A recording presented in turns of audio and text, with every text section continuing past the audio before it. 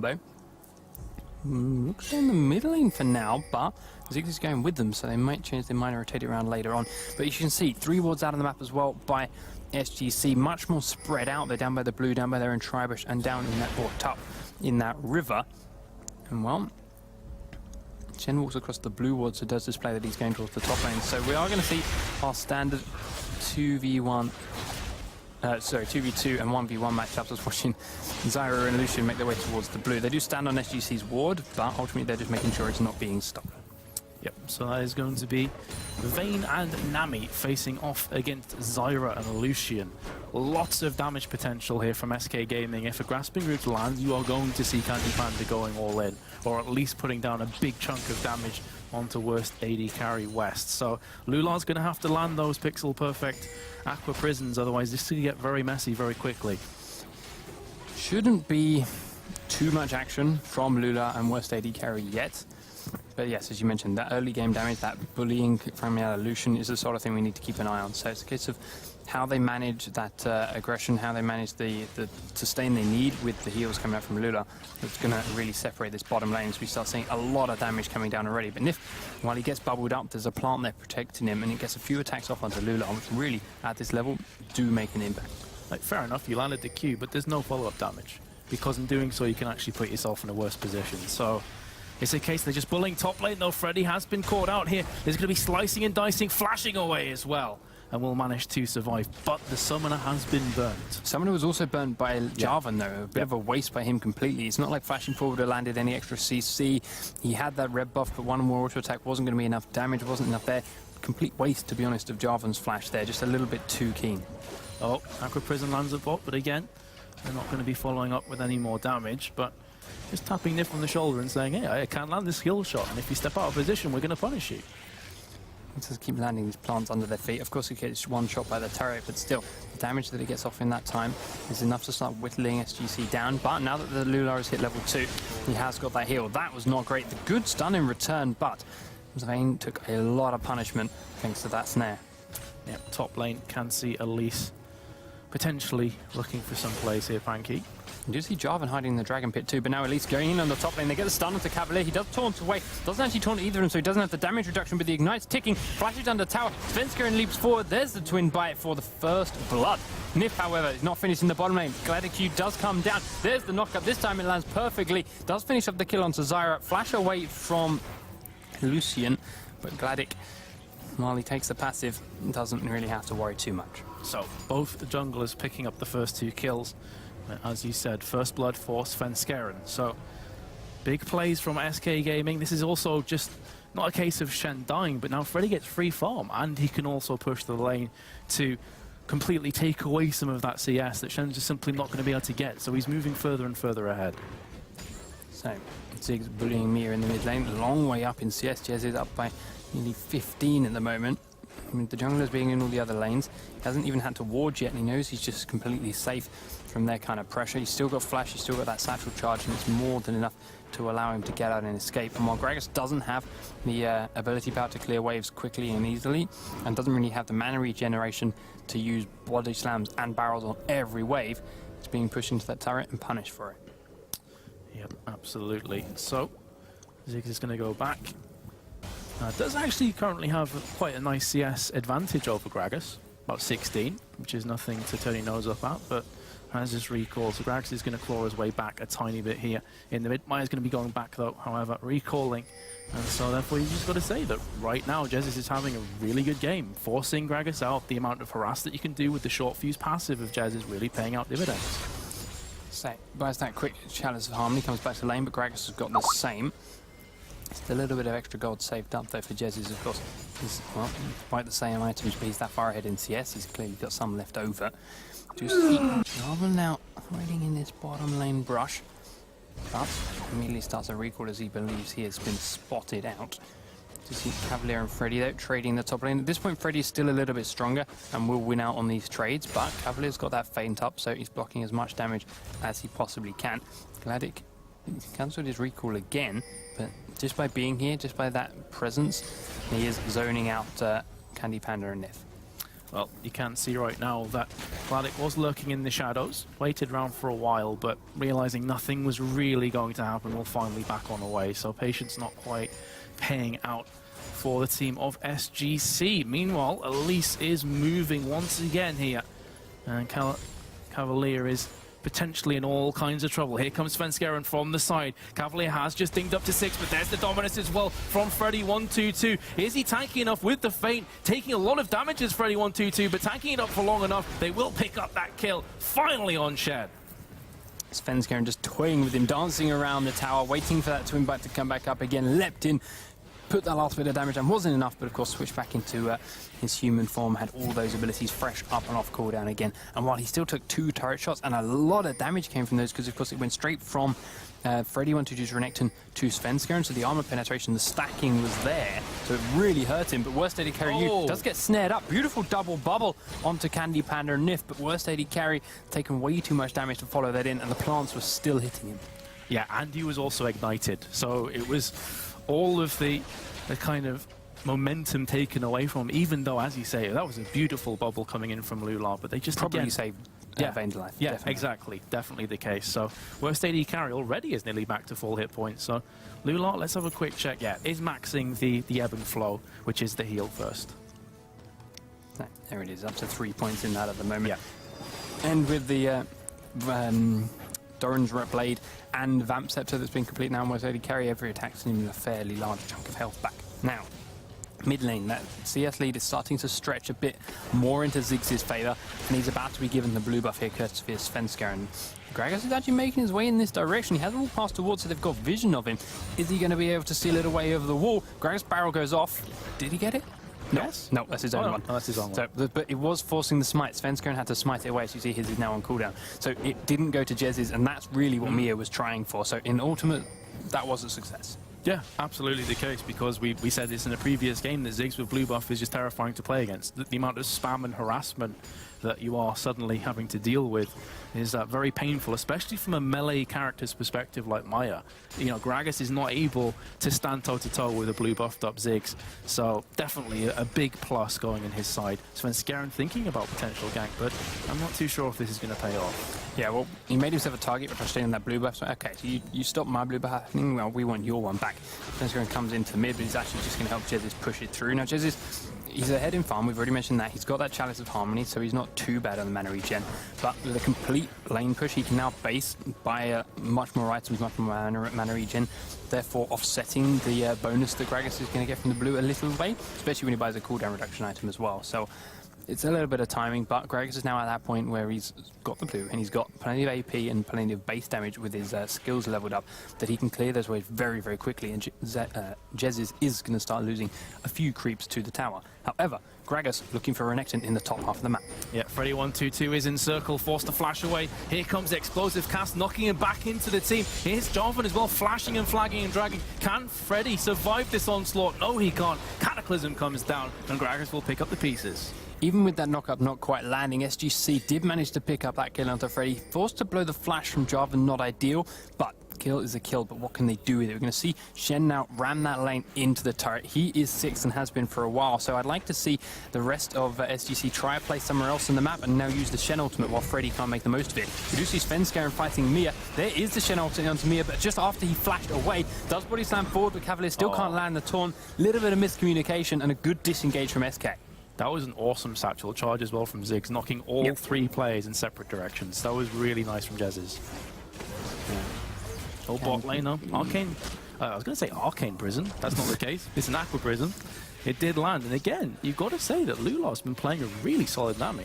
So far, yes, he's been landing a couple of good reactive stunts, but we yet to see him try and land a proactive one. We yet to see him make the engage. We yet to see him really try and start the fight with it, or even with his ultimate later on, and that's going to be key. As we do see SK go straight in, Zyra ult goes out. The Worst AD Carry has to flash and tumble away to get off the knockup. Candy's had a lot of damage down onto it, and even with the Ignite ticking, it's not quite enough. But with Lula now incredibly low, Vayne has to base. Svenskeren's down here and around the Dragon, and worst case scenario, they get the Dragon.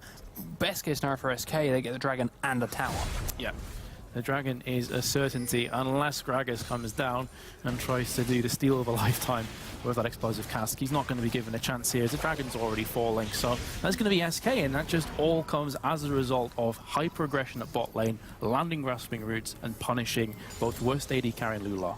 Yeah, don't necessarily need to get a kill every time you go in, but they push them so low that they have to base, have to leave and go home, and therefore cannot come in and fight for the Drake.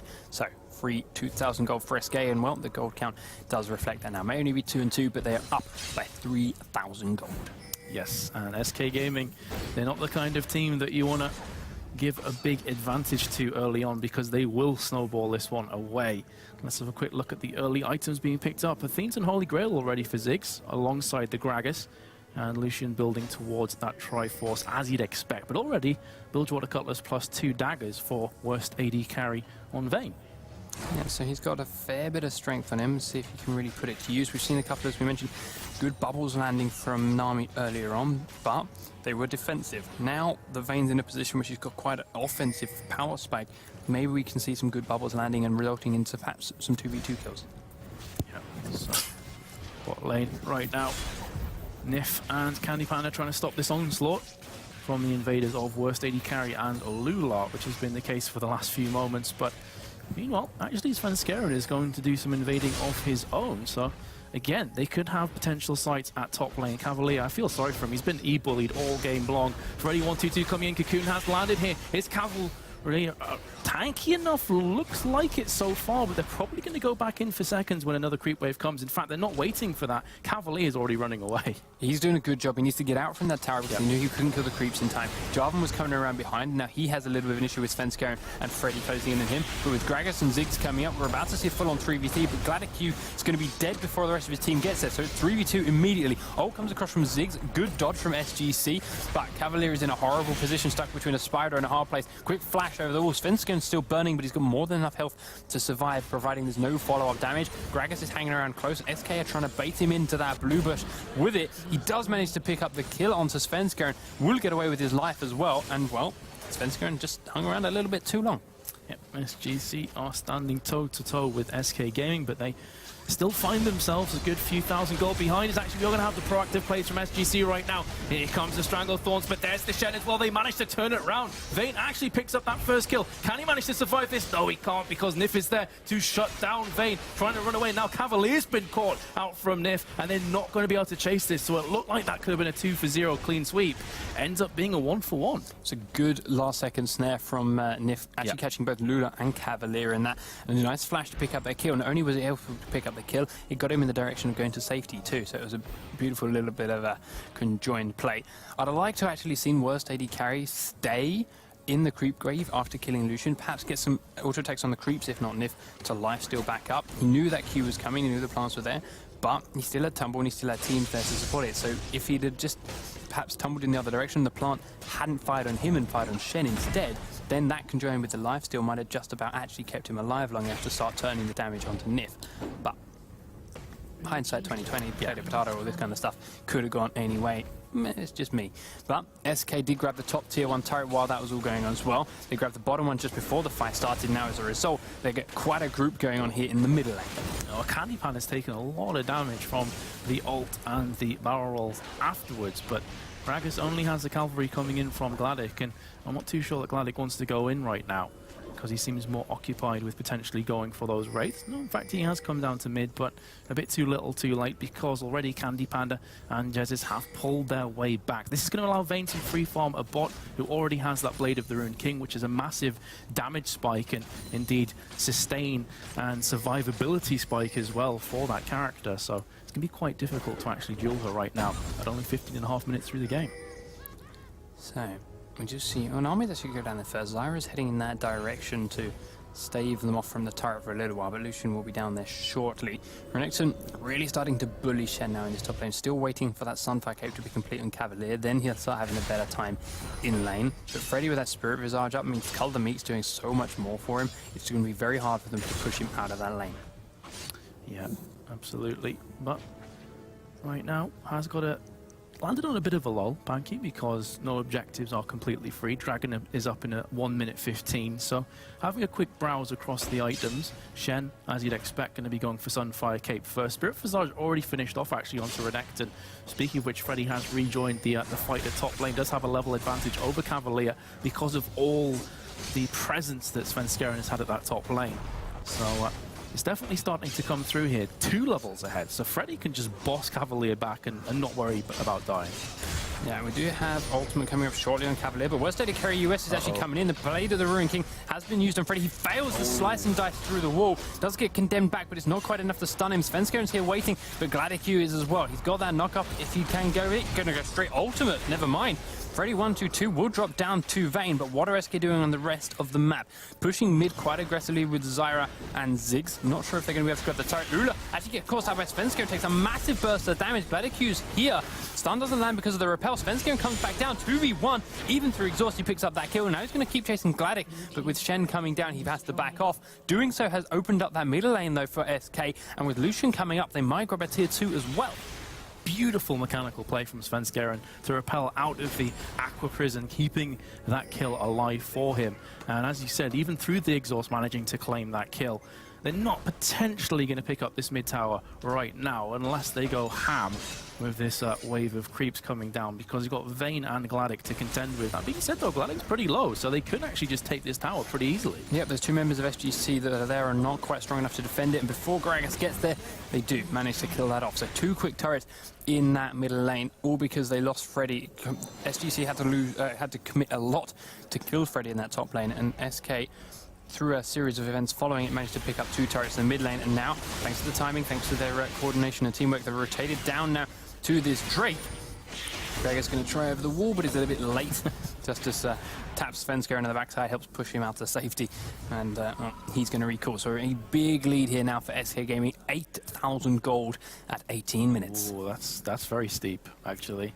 Again, you look at the kills, looks pretty even, but the gold is a completely different story. 4-0, couple dragons as well in SK Gaming's hands, and they are looking very strong here. Bit of a shaky first game against Lowland Lions, but definitely dusted themselves down and come back with a whole new frame of mind in this second game.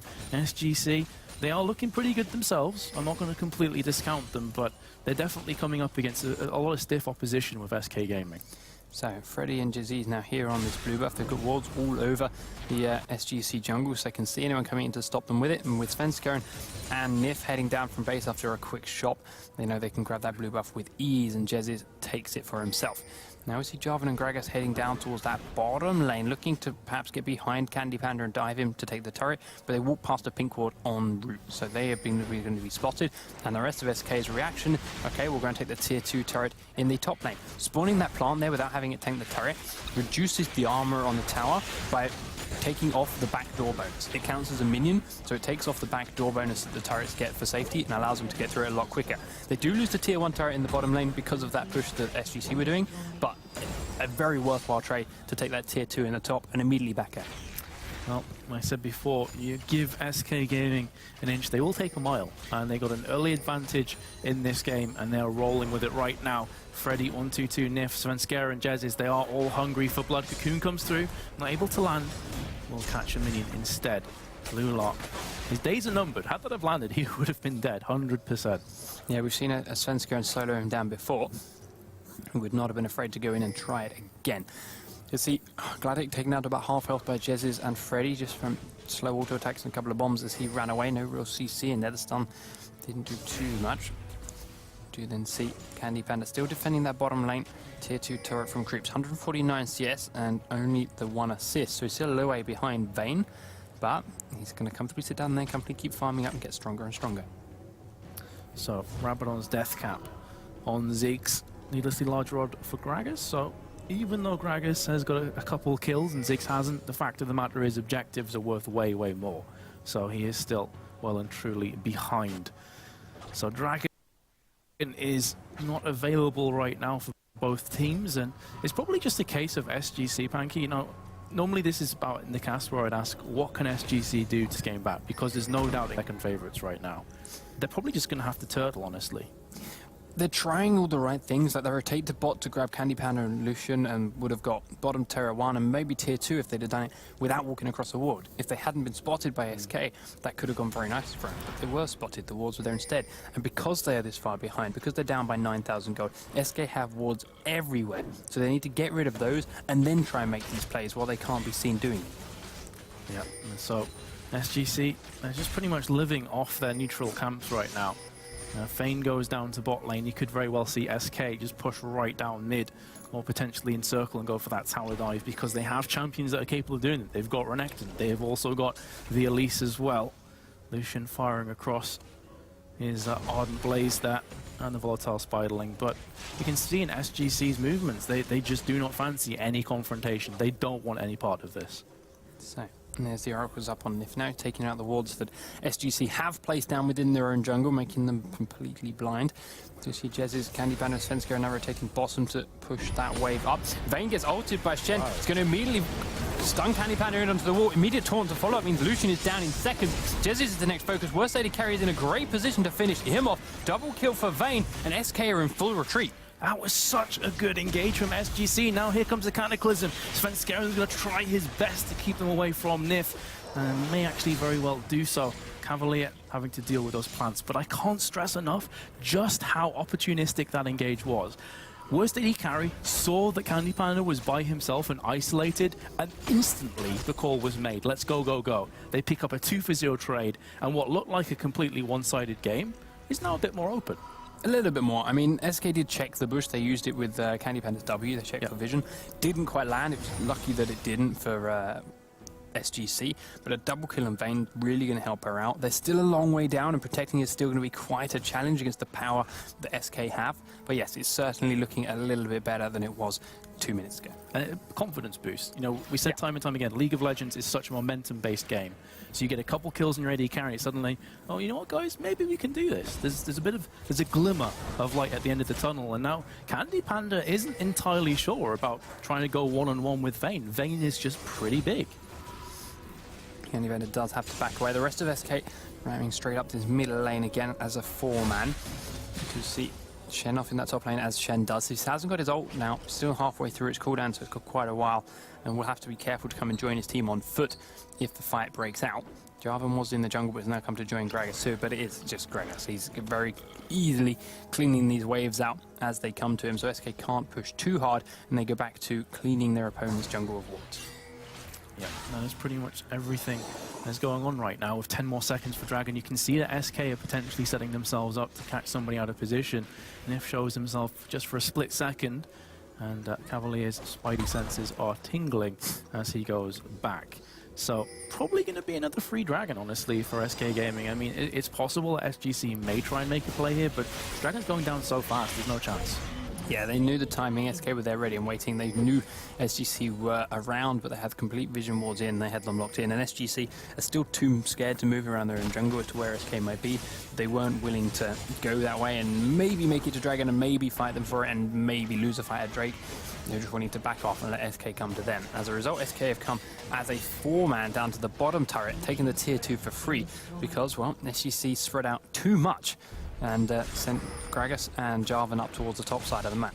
Yeah, Gragas got blue, but at the cost of his inner bottom tower, so definitely not worth. And now SK are just going to be continuing this onslaught, push down the tower, regroup, push mid potentially, try and get a pick. And at some point, SGC are going to have enough, and this may actually be that point because Blade of the Rune King has been used from worst AD carry. He's chasing after Freddy 1-2 very aggressively, but maybe not realizing the raw damage output. Beautiful mechanical play, however. It's going to pick up 1 kill. Stand United comes through from Shen. Lucian was giving chase, but again, worst AD carry is making plays. They've been caught out of position, uses a Stranglethorns, but that's going to be a double kill for Vayne. Very nicely done. We saw Jarvan go in earlier on to Freddy, try and start that fight.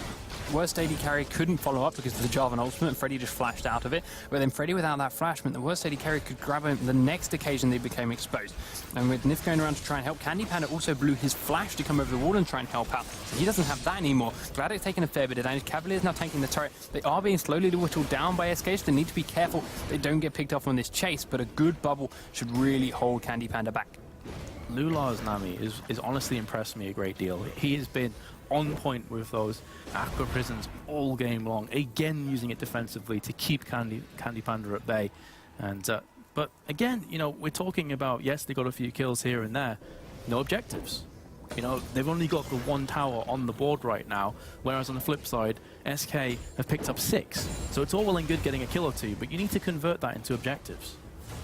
Very much so. I mean, they tried to get that mid turret, but yeah, tried a little bit too hard. Take a lot of damage from SK. They were poking them down. Cavalier had to face tank the turret for a little bit. They did all get out with their lives, but next time around they might not be so lucky. So they need to be a little more cautious with it. But slowly but surely, they are definitely earning their way back into this game.